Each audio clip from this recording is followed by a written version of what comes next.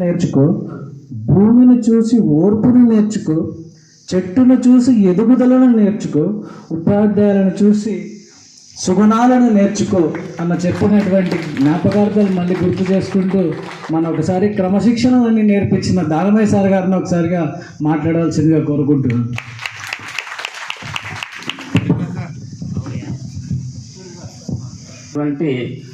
మీ యొక్క అందరికీ కూడా నా యొక్క క్రీడాభివందనాలు.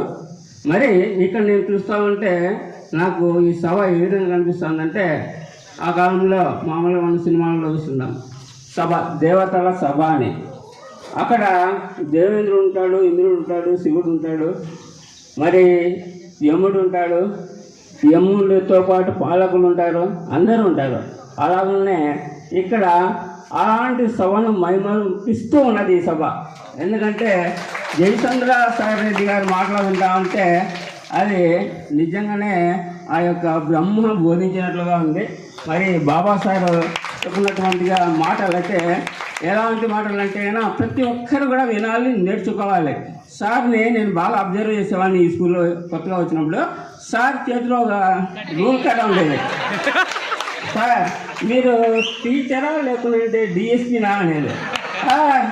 అవును నువ్వు ఎట్లా కనుక్కున్నాను నేను, నాకు పోలీస్ డిపార్ట్మెంట్ మీద పెట్టినాడు అనుకో, పిన్ డ్రాప్ సైలెన్స్ క్లాస్. మళ్ళీ సార్ మీరు ఎలా ఉండాలి, మీరు మంచి గ్రూప్గా ఉండాలి. సార్తో నేను అప్పుడు 2000 నుంచి 2008 వరకు సార్తో నేను 9 వరకు ఉన్నా. 2009 ఆగస్టు 15th రిలీవ్ అయినా. సార్తో కలిసి పనిచేశాను. కానీ అప్పటికి ఇప్పటికే సార్ బోధించేటటువంటి లెసన్స్ కానీ డిసిప్లిన్ కానీ నేను అనుకుంటే సార్ అప్పుడు యవనస్తుడిగా ఉన్నప్పుడే అంత ఇదిగా లేదంట. అంటే సార్ బాగా టీచింగ్ చేసేవాడు. ఇప్పుడు చూస్తే సార్ టీచింగ్ నేను కూడా కిటికీ దగ్గర నిలబడుకొని వింటా ఉంటాను అప్పుడప్పుడు. ఎందుకంటే సార్ కొలిక్ కాబట్టి.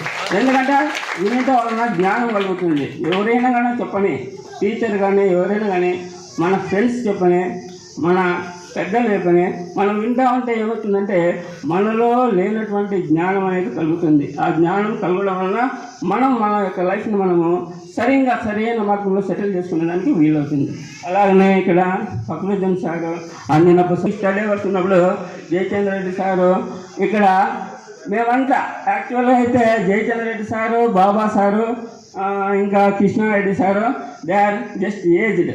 వీళ్ళందరికంటే రామచంద్ర రెడ్డి సారు వీళ్ళంతా యంగ్స్టర్స్ అనమాట. వీళ్ళు మాతో పోటీ పడేదన్నమాట. పోటీ పడి చికెన్ మ్యాచ్ చేసుకునేది. ఫస్ట్ వీళ్ళు ఏం చేసేవాళ్ళు, పాయింట్స్ ఇచ్చేసేవాళ్ళు వీళ్ళకి. ఈ యంగ్స్టర్స్ అందరూ పాయింట్స్ ఇచ్చేవాళ్ళు, 15 వరకు పాయింట్స్ ఇచ్చేవాళ్ళు. తర్వాత సెటిల్ అయ్యి మెల్లమెల్లగా జయచంద్ర రెడ్డి సార్ అయితే మెల్లమెల్ల ప్రతి బాబు పాయింట్ వేసేవాడు. వాళ్ళు ఇంకా ఏందో పాయింట్ అనేవాళ్ళు గేమ్. వారం నెల మాకు చికెన్లు మటన్లు తినేవాళ్ళము. చాలామంది నేను చూస్తూ ఉంటాను, ఎక్కడైతే వాళ్ళు వచ్చి good morning good evening sir అని చెప్తారో చూస్తాను ఇట్లే ఈ పిల్లవాడు గౌన్పల్లి స్టూడెంటే. ఎందుకంటే మేము గుర్తించలేదు. ఎందుకంటే మీ యొక్క శరీరాల్లో రూపాల్లో మీసాలు గడ్డాలు ఇవన్నీ చూస్తే కదా మాకు భయం అవుతుంది ఒకసారి. ఎందుకంటే మీరు పెద్దగా ఎదిగిపోయింటారు. అప్పుడైతే మీరు భయపడతారు సార్ అంటే. ఎందుకంటే శిక్షిస్తున్నట్టు ఎక్కడైతే శిక్షణ రెండు సమానంగా ఉంటారే అక్కడే డెవలప్మెంట్ అనేది ఉంటుంది. ఎక్కడైతే శిక్ష ఉండదో, ఇప్పుడు మన దేశాన్ని తీసుకున్నాం, ఇక్కడ శిక్ష లేదనుకో గందరగోళం అయిపోతుంది. ప్రపంచమంతా, దేశమంతా గందరగోళం అయిపోతుంది. నీతిగా బతికే వాళ్ళకి స్థానమే ఉండదు కదా. అలాగనే శిక్షణ అయితే ఎవరైతే అనుభవిస్తారో, స్వీకరిస్తారో, సంతోషంగా దాన్ని ఆస్వాదిస్తారో వాళ్ళే జీవితంలో ప్రయోజకులు అయ్యి ఉంటారు. దానికి ఉదాహరణ మీరే. నేను కులంకుశంగా 100 మార్కులు వేసి చెప్పగలను. ఎందుకంటే గౌన్పల్లి స్కూల్తో నాకు ఉన్నటువంటి అవినాభావ సంబంధం కాబట్టి గౌన్పల్లి అంటే ఒక ప్రత్యేకమైన అభిమానం. నాకే కాకుండా మా ప్రొఫెషన్లు ఎక్కడైనా పోనీ గౌన్పల్లి టీచర్ అని అంటారు, నన్ను కూడా గౌన్పల్లి సర్వస్వంలో అంటారు. గౌన్పల్లి చెప్తానంటే అది ఒక ప్రత్యేకమైనటువంటిది. ఎందుకంటే ఆ కాలంలో రాష్ట్ర స్థాయిలో, జాతీయ స్థాయిలో చాలామంది క్రీడాకారులు మన స్కూల్ నుండి. ఇక్కడ చూడు గ్రౌండ్ లేవు, ఫెసిలిటీస్ లేవు. అయినా కూడా ఇక్కడ ఉన్నటువంటి పిల్లలు ఇక్కడే ఫుట్బాల్ ఆడించేవాడిని. 2 కట్టలు ఇక్కడ 2 కట్టలు పెట్టి వాళ్ళు మేము ఒకసారి 9 మంది జట్టు సభ్యులలో 9 మంది ఆడపిల్లలు మన పిల్లలే. మిగతా 3 పిల్లలు వేరే స్కూల్ పిల్లలు. నిజామాబాద్ వెళ్ళాము. నిజామాబాద్లో మేము ఎక్కడైనా గెలుస్తామని. కానీ ఆ సెమీఫైనల్ మ్యాచ్ కూడా మన పిల్లలు గెలిచారు.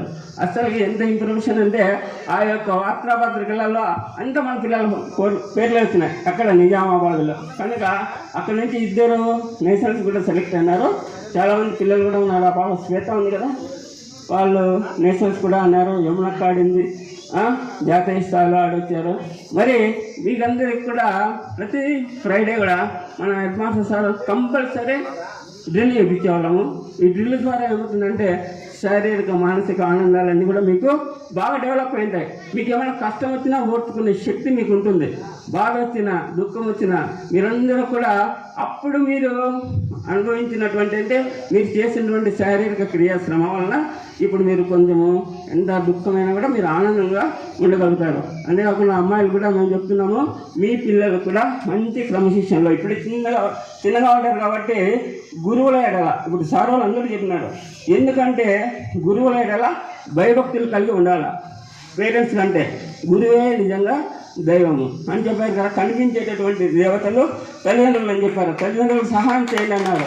మీ పేరెంట్స్ ఎక్కడున్నా కూడా మీ యొక్క కష్టార్జితంలో వాళ్ళని మీరు ఏ విధంగా చూస్తారో ఆ విధంగానే మీ చివరి దశలో కూడా మీ జీవితం అలాగే ఉంటుంది. ద బౌల్ అనే పాఠం కూడా వింటారు. మన జయచంద్ర సార్ బౌల్ పాఠం చెప్పేవాడు ఎప్పుడైనా ఇంగ్లీష్లో. ద బౌల్ సార్, మనము ఎవరైతే ఆ పిల్లవాడు వాళ్ళ ఒక తండ్రి వాళ్ళ నాన్నకి చిప్పలకు భోజనం పెట్టేవాడంట. అతను ముసలివాడైనప్పుడు ఆ కొడుకు కూడా చూసినాడు కాబట్టి తెచ్చి ఆ చిప్పలను భోజనం పెట్టాడంట. అదేవిధంగా మనము మన తల్లిదండ్రులను ఏ విధంగా చూసుకుంటామో, ఎస్పెషల్లీ మీ పిల్లల కన్నా తల్లిదండ్రులని బాగా చూసుకోండి. వీలైనంత బాగా వాళ్ళకి సేవలు అందించండి. అప్పుడే మీరు కూడా దీవించబడతారనమాట. మాకు పురాణంలో అయితేమి బైబిల్లో అయితేమి మొట్టమొదటి ఆజ్ఞ నిబంధన ఏముంటుందంటే నీ తల్లిని తండ్రిని సన్మానించము. మొదటి ఆజ్ఞ. ఒకవేళ దేవుడు అనేవాడు ఉన్నాడు కాబట్టి దేవుని ప్రతి ఒక్కరూ మనం నమ్ముతాం కాబట్టి దేవుడి నుంచి వచ్చేటటువంటి ఆజ్ఞ ఏంటంటే నీ తల్లిని తండ్రిని సన్మానించాలి, గౌరవించాలి, వాళ్ళని బాగా చూసుకోవాలి. అప్పుడే మన జీవితాల్లో సరళంగా ఉంటారు. వారు భూమి మీద కూడా దీర్ఘాయుష్మంతులై ఉందరు, అంటే ఎక్కువ కాలము జీవించేది. ఈరోజు కూడా నాకు చర్చి ఉంది. చర్చి వదిలేసి వచ్చినాం. ఎవ్రీ సండే నేను చర్చికి కంపల్సరీగా వెళ్తా. అయితే ఆ చర్చిలో నేను ఎప్పుడు ఉండేవాడిని. అక్కడ ఉన్నటువంటి ఆనందాన్ని కూడా ఈ మధ్యలో కూడా ఈరోజు పంచుకుంటున్నాను. అంటే మీరు కూడా శారీరకంగా స్పిరిచువల్గా మీరు సమాజంలో ఉండేటప్పుడు ఒక రిమెంబరెన్స్ అంటే గుర్తింపు తెచ్చేటటువంటి పిల్లలుగా ఉండాలి. ఏ విధంగా అంటే ఎవరబ్బా చాలామంది చోట్ల ఉంటారు, ఎవరో వీళ్ళ టీచరు ఏం నేర్పించినారా అంటుంటారు. కానీ మీ ప్రవర్తనను బట్టి టీచర్కి గౌరవం మర్యాదలు అన్నీ తీసుకురావాలి. అంతేకాకుండా మీరందరూ ఏం చేయాలంటే మీరు మీ యొక్క జీవితాలలో మంచి చేయాలి, ఒకరికి సహాయం చేయాలి. మనకి చాలా సార్ చెప్పినాడు, జయచంద్రుడు సార్ ఏం చెప్పినాడు సార్ అంటే ఆధ్యాత్మికంగా శారీరకంగా ఎలాగా మనం ప్రవర్తించాలో అనేటివి కూలంకుషంగా చెప్పాడు.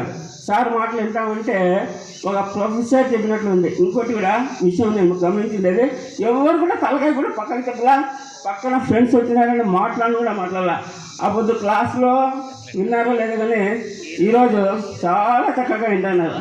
కనుక లేటుగా వచ్చినా కూడా ఆలస్యంగా అయినా కూడా మీరు చాలా బాగా విన్నారు.